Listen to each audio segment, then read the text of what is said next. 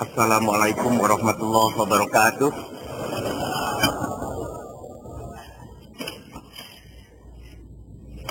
Innal hamdalillah nahmaduhu wa nasta'inuhu wa nastaghfiruh wa na'udzu billahi min shururi anfusina wa min sayyiati a'malina.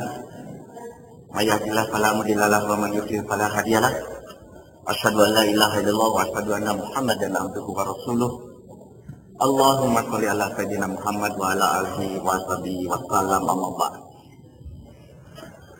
Pada waktu yang sangat singkat ini saya akan menyampaikan sambungan dari yang lalu tentang ikhlas versus was-was.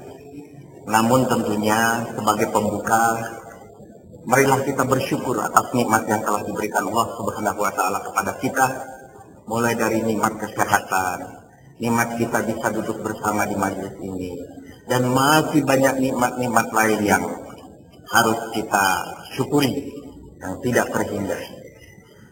Saya akan menyampaikan tentang ikhlas versus was-was. Ini sebetulnya bahannya dari Ustaz Fatona, Ahmad Fatona dari Utara Bawah. Kemudian saya olah, saya akan sampaikan bahwa jika kita merasa cemas akan mengalami suatu kejadian yang mengkhawatirkan yang kita kenal dengan istilah was-was. Misalnya, contoh yang pernah kita alami, was-was pada saat terjadi penyidikan terhadap kita. Siapa di antara kita yang tidak ada was-was? Keringat bercucuran, jantung berdebar-debar, apa yang akan terjadi? Ketika sidang pun demikian. Beberapa orang melakukan banding, melakukan kasasi pada saat menunggu penuh dengan kewaswasan. Yang sudah ingkrah pun melakukan PK. Dan ternyata mereka yang siap-siap bebas pun penuh dengan kewaswasan. Apa yang bisa dilakukan nanti? Persiapan apa? Pada saat di sini kita ternyata terbebas dari kewajiban menafkahi anak dan istri. Ketika bebas, itu menjadi on lagi. Was-was muncul. Teman-teman mungkin sudah tidak ada. Zaman dahulu ketika kita masih punya jabatan, kita masih bisa menagih gaji kita. Saat ini setelah bebas, diantaranya malah ada yang sudah diputus, yang sudah tidak dapat pensiun dan sebagainya. Was-was selalu muncul dalam hati kita. Tanyakan kepada diri kita, dalam hati kita, kemungkinan terburuk apakah yang bakal terjadi? Maka persiapkan diri kita untuk menghadapinya agar nanti diri kita ini tegar pada saat mengalaminya. Baik dalam keadaan yang terburuk sekalipun.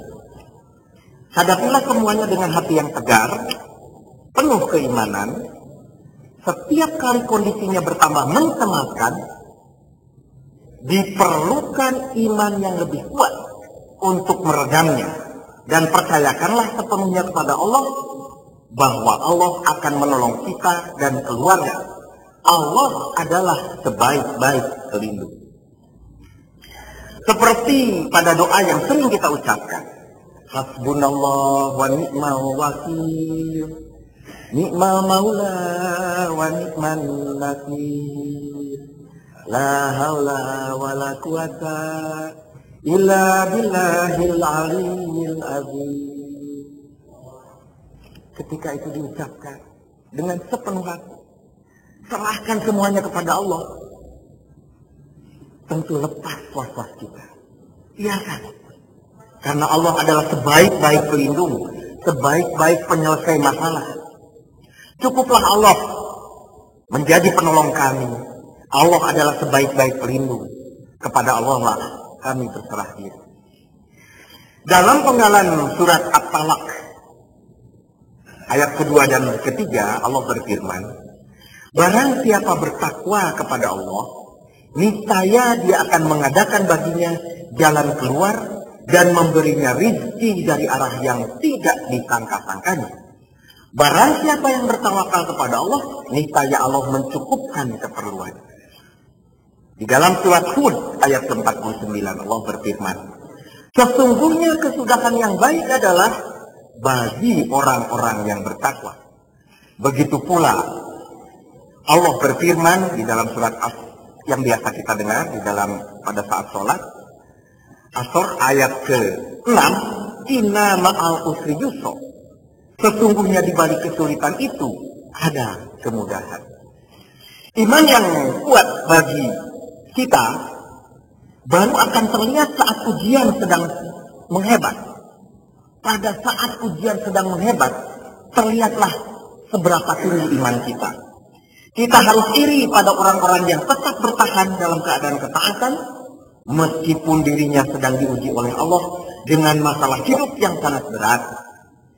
Yang perlu kita teladani adalah mereka yang meskipun sedang menghadapi beban hidup yang tidak ringan, masih bisa mengatur jiwa, menata niat, dan bertahan dalam keistiqomahan ibadahnya kepada Allah. Dalam hadis Rasulullah disampaikan pula, ketahuilah bahwa kesuksesan itu datang sesudah kesabaran, kelapangan datang sesudah kesempitan, dan kemudahan datang sesudah kesulitan. Dari berbagai ayat Al-Quran dan hadis yang baru dibacakan, kita ambil kesimpulan bahwa kita harus tetap berbaik sangka kepada Allah. Karena sesungguhnya Allah itu menuruti apa yang disangkakan oleh hambanya. Jika kita berbaik sangka kepada Allah, niscaya Dia akan menghindarkan kita dari segala gangguan. Dia Maha mendengar dan Maha mengetahui, maka berusahalah kita semaksimal mungkin. Sesudah itu serahkanlah segala sesuatunya kepada Allah yang Maha hidup lagi tidak akan pernah mati. Maka semoga sesudah kesulitan itu Allah akan mendatangkan kemudahan yang pasti bagi kita, atau pemecahan lain dari sisinya. Mungkin jawabannya adalah bukan langsung kemudahan seperti yang kita minta di dalam doa, tapi Allah memberikan pemecahan lain yang menurut Allah adalah sebuah kebaikan. Inna ma'al usri yusra. Karena tiada seorang pun yang mengetahui apa yang bakal terjadi pada hari nanti selain hanya Allah semata. Hadirin yang berbahagia, selanjutnya Allah berfirman juga di dalam surat An-Naml ayat ke-62. Siapakah yang memperkenankan doa orang yang dalam kesulitan apabila dia berdoa kepadanya, dan menghilangkan kesusahan, dan yang menjadikan kamu manusia sebagai khalifah di bumi? Apakah di samping Allah ada Tuhan yang lain? Amat sedikitkah kamu mengingatnya? Dalam potong surat ini, intinya adalah memperkenankan doa orang yang dalam kesulitan. Inilah saatnya bagi kita untuk mengajukan doa kepada Allah pada saat kesulitan sedang menerpa kita. Penggalan dalam surat Yunus ayat ke-22 ketika Allah menyelamatkan kaumnya. Mereka yakin bahwa mereka telah terkepung bahaya, karenanya mereka berdoa memohon keselamatan kepada Allah dengan mengikhlaskan ketaatan kepadanya semata-mata. Di dalam ayat berikutnya kemudian Allah Subhanahu wa Ta'ala menyelamatkan kaum tersebut. Mari kita yakini hal ini bahwa urusan-urusan dunia akan menjadi sangat kecil untuk terselesaikan. Insya Allah dengan izin Allah segalanya akan menjadi sangat mudah. Sekarang kondisi yang paling memungkinkan bagi kita para warna di apartemen suka ini adalah taqarrub ilallah. Dekatkan diri kepada Allah, banyak waktu yang tersedia dan Allah sudah siapkan itu untuk kita. Jangan sia-siakan. Tidak kepada orang lain yang sedang di luar dengan segala kesibukan duniawinya, tapi justru waktu diberikan kepada kita. Bisa di masjid ini, bisa juga di kamar masing-masing. Taqarrub ilallah. Setelah kita merenungkan dan menyadari bahwa yang terjadi dalam hidup kita selalu mengandung hikmah, langkah berikutnya yang bisa kita tempuh yaitu dengan mulai memikirkan solusi termudah yang bisa kita lakukan saat ini dan di sini. Mungkin sebelumnya kita sangat sulit berpikir solusi terhadap permasalahan yang kita hadapi. Karena kita dilingkupi perasaan tidak terima dengan situasi seperti yang kita terima saat ini. Kita terjebak dalam suasana jiwa yang kalut. Akibatnya kreativitas kita dalam berpikir menjadi buntu. Semangat hidup pun menjadi loyo. Namun setelah kita merelakan yang sudah terjadi dan meyakinkan jiwa bahwa pasti ada hikmah di balik peristiwa ini, insya Allah Pikiran kita lebih terbuka, semangat hidup yang awalnya sudah mulai loyo, kini sudah mulai bergairah kembali. Solusi atas masalah mungkin saja baru hadir setelah kita memasrahkan semuanya kepada Allah Subhanahu wa Ta'ala. Maka jangan mempersulit diri dengan perasaan tidak rela. Ketidakrelaan kita pada hakikatnya tidak berguna sama sekali. Terlalu sayang jika energi kita yang harusnya kita gunakan untuk memperbaiki masa depan justru terkuras untuk menyedihkan masa lalu. Kembali kita pegang moto ikhlas kita yang sudah didiskusikan pada subuh. Tinggalkan dan nikmatilah. Tinggalkanlah masa lalu kita. Baik yang buruk maupun yang baik, yang menyenangkan atau yang menyedihkan. Nikmatilah apa yang bisa kita raih hari ini dengan segala bekal yang Allah berikan yang pantas disyukuri. Diberi sehat, diberi waktu untuk belajar dan berdiskusi dengan teman di sini, bisa makan dan minum, berbagai kebahagiaan dengan teman dan kerabat, bermain dengan sesama, bersendaguro, berolahraga, semua kesempatan yang bisa kita raih harus dinikmati. Jangan dilewatkan duduk termenung di kamar sendiri, atau sebaliknya hanya sibuk menerima tamu dari luar, dari pagi sampai sore setiap hari penuh sepanjang minggu. Tidak ada waktu untuk teman bersama di apartemen ini. Teman dan komunitas adalah bagian dari anugerah Allah Subhanahu wa Ta'ala yang pantas disyukuri. Kembali lagi ke moto ikhlas, tinggalkan dan nikmatilah. Beberapa contoh yang dapat kita ambil pelajaran sebagai pembukti ayat-ayat Allah tentang ujian dan kekurangan dalam hal duniawi, namun memberi hikmah dan makna yang besar adalah: pertama, Ibnu Qayyim menulis buku yang spektakuler, Zadul Ma'ad, ketika dalam penjara. Dua, Al-Qurtubi menulis buku Syarah Sahih Muslim ketika saat ia berada di penjara. Sebagian besar fatwa Ibnu Taimiyah ditulisnya saat ia berada dalam penjara. Para ulama hadis menghimpun ribuan hadis sementara mereka hidup fakir juga terasing. Arta Ibnu Abi Robah, seorang ulama paling masyhur pada masanya, adalah seorang budak hitam, pesek, dan lumpuh. Al-Hasan, tokoh ahli hadis berasal dari kalangan budak, penglihatannya lemah, miskin, pakaiannya compan kambing, dan rumahnya lusuh. Beberapa banyak orang brilian yang dipecat dari jabatannya akhirnya berhasil menyajikan buat umat ini ilmu dan pemikiran yang jauh berkali lipat banyaknya ketimbang saat ia masih sebagai pejabat. Bahkan para nabi seluruhnya pernah menjadi penggembala kambing. Nabi Daud adalah tukang besi, Nabi Zakaria tukang kayu, Nabi Idris tukang jahit. Namun mereka adalah manusia terbaik dan pilihan. Hamka, ulama besar yang berhasil menyelesaikan tafsir hadis berjilid-jilid di dalam penjara. Nelson Mandela, pejuang HAM dan presiden pertama setelah Afrika Selatan lepas dari apartheid, pernah dipenjara sebagai tahanan politik selama 27 tahun. Bung Karno, proklamator dan presiden RI pertama, sudah berulang kali masuk penjara, bahkan pernah dipenjara sama dengan kita di apartemen Suka. Handi Sutisna, Kotasina Baban, Andi Malarangeng, Masudi Usodo, Lutfi Hasan Iskak yang telah menghasilkan buku-buku yang sangat dahsyat selama kemerdekaannya terenggut dalam penjara di sini. Dan masih banyak lagi contoh-contoh yang telah Allah tunjukkan pada kita. Kita semua pasti memiliki kreativitas itu. Juga saat kita di sini di apartemen Suka. Alhamdulillah.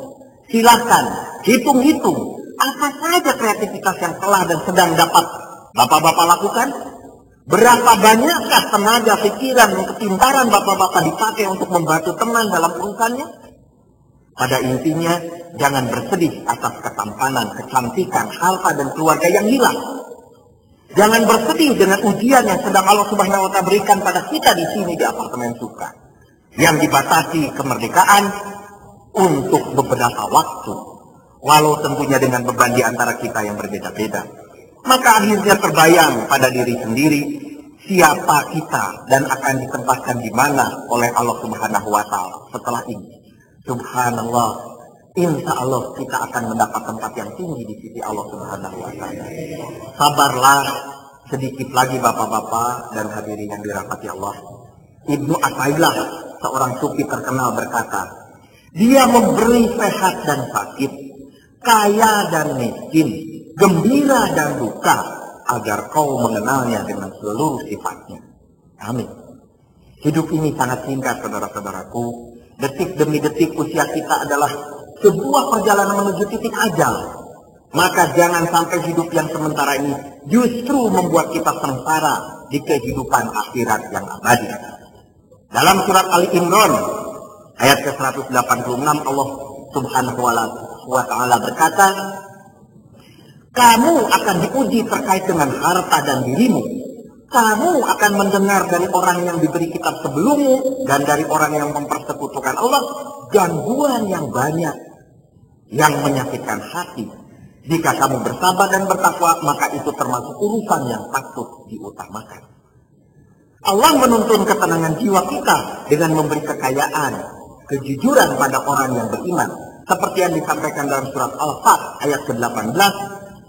Allah mengetahui kejujuran yang ada dalam hati mereka, orang mukmin, sehingga menurunkan ketenangan pada mereka. Jadi prioritas kita adalah bersabar dan bertakwa. Sedikit berbeda dengan semboyan bapak-bapak warna di apartemen suka yang saya tidak pernah hafal sampai saat ini, yaitu berdoa dan berkarya. Yang benar adalah bersabar dan bertakwa. Mari kita lihat contoh bagaimana kita menyikapi orang yang mencaci kita. Seseorang pernah berkata kepada Salim bin Abdillah bin Umar, ulama tabi'in yang alim, sesungguhnya engkau adalah orang jahat. Ia menjawab, tiada yang mengenalku sebagai orang jahat kecuali hanya engkau. Seorang laki-laki pernah berkata ke Abu Bakar, demi Allah, aku akan mencacimu dengan cacian yang akan masuk bersamamu ke dalam kuburmu. Abu Bakar menjawab, bahkan cacian itu akan ikut masuk bersamamu dalam kuburmu. Jadi, siapapun yang mengatakan kepada kita orang jahat atau cacian, terutama di dalam media, maka contohlah cara Abu Bakar tadi. Kita biarkan celaan itu sambil terus berupaya sekuat tenaga memperbaiki diri, menata langkah untuk lebih baik di masa mendatang. Karena celaan sebanyak apapun tidak akan bisa menggugat kebahagiaan kita selama kita tidak mengizinkannya. Begitu pula sebaliknya, sekecil apapun celaan bisa dengan mudah mengukut habis semangat hidup kita menjadi loyo, dan kebahagiaan kita selama kita mengizinkan celaan itu dalam hati kita. Pendapat orang tentang diri kita bisa beragam. Sehebat apapun kita, akan selalu ada yang tidak suka dengan kita. Umur kita terlalu berharga jika hanya digunakan untuk mengkhawatirkan pendapat orang lain tentang kita. Puluhan tahun yang lalu, Schopenhauer menasihatkan sebuah kalimat menarik. Orang yang rendah derajatnya merasa senang, dan senang sekali bila dapat menemukan kesalahan atau ketololan orang besar. Kita akhiri dengan berkata kembali pada penggalan surat Al-Imran ayat ke-173 yang menjadi doa kita, yaitu cukuplah Allah sebagai penolong kami dan Allah adalah sebaik-baik pelindung. Hasbunallah wa ni'mal wakil. Lalu Allah menjawab pada ayat berikutnya, ayat ke-174, maka mereka kembali dengan nikmat dan karunia yang besar dari Allah. Mereka mengikuti keriduan Allah dan Allah mempunyai karunia yang besar. Begitu pula dalam surat Al-Ghafir di Al-Quran versi Indonesia biasanya namanya Al-Mu'min. Kalau yang dari Arab namanya Al-Ghafir. Ayat ke-44. Kelak kamu akan ingat kepada apa yang kukatakan kepada kamu dan aku menyerahkan urusanku kepada Allah. Sesungguhnya Allah Maha melihat akan hamba-hambanya. Dijawab dalam ayat berikutnya, yaitu ayat 45. Maka Allah memeliharanya dari kejahatan tipu daya mereka, dan Fir'aun beserta kaumnya dikepung oleh azab yang amat buruk. Jadi kembali lagi dengan keyakinan, cukuplah Allah sebagai penolong. Hasbunallah wa ni'mal wakil. Kuncinya ada di dalam hadis Rasulullah SAW. Manusia yang paling berat cobaannya adalah para nabi. Kemudian orang-orang yang hampir sederajat dengan mereka. Lalu yang lebih rendah daripada mereka, dan seterusnya. Seseorang akan mendapat cobaan sesuai dengan kadar imannya. Semakin kuat imannya, maka akan semakin berat pula cobaan yang dialaminya. Dan semakin lemah imannya, maka cobaannya sesuai dengan kadar keimanan. Dan tidaklah sekali-kali musibah menimpa seorang hamba, terkecuali Allah akan membiarkannya berjalan di atas bumi tanpa ada sesuil dosa pun. Artinya, apabila kemudian kita mendapat musibah, insya Allah itu adalah sebagai penghapus dosa. Allah lebih mengetahui semua rahasia yang tersembunyi, dan Dia pasti akan memberikan pertolongan kepada kita dan menguatkan mata hati kita. Ubahlah cobaan menjadi anugerah. Itulah tingkatan ujian yang berat yang ditujukan kepada yang memiliki kapasitas selevel kita di sini. Sebagai penutup, saya sampaikan bahwa itulah rahasia-rahasia hidup yang sangat cocok dengan kondisi kita di apartemen Suka ini. Hal tersebut tertera pada surat Yusuf ayat ke-110, sehingga apabila para rasul tidak mempunyai harapan lagi dan telah meyakini bahwa mereka telah didustakan, datanglah kepada para rasul itu pertolongan. Lalu diselamatkan orang-orang yang kami kehendaki, dan tidak dapat ditolak siksa kami daripada orang-orang yang berdosa. Artinya, pertolongan akan datang pada saat kita tidak memiliki harapan lagi. Artinya Allah baru menurunkan rahmatnya bila keadaan sudah sangat genting dan putus asa mulai menguasai diri kita. Jadi yakinlah kembali kepada doa kita. Mari kita bacakan bersama-sama. Hasbunallah wa ni'mal wakil, ni'mal maula wa ni'man nasir, la haula wa la quwata illa billahil aliyyil azim. Sekali lagi, hasbunallah wa ni'mal wakil, ni'mal maula wa ni'man nasir, la haula wa la quwata illa billahil aliyyil azim. Semoga kita tetap istiqomah. Wassalamualaikum warahmatullahi wabarakatuh.